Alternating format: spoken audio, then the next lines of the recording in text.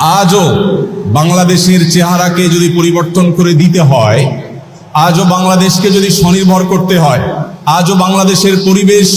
সচেতনতা সৃষ্টি করে যদি সাফল্য অর্জন করতে হয়, পরিবেশ বিপর্যয় যদি রোধ করতে হয়, যে কোনো দুর্যোগ মোকাবেলা যদি সফলভাবে করতে হয়, দেশের শুধু মসজিদগুলোকে, ইমাম মুয়াজ্জিনদেরকে যদি রাষ্ট্র অন করে, ইমাম মুয়াজ্জিনদেরকে যদি সে সুযোগ দেয়, তাদেরকে যদি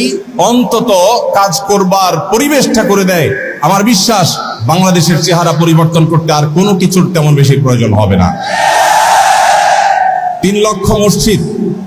সরকারি হিসেব মতো কমপক্ষে 3 লক্ষ মসজিদ আরো বহু আগে বলা হয়েছে, সেটা এখন 3 লক্ষের অনেক বেশি চলে গেছে স্বাভাবিকভাবে।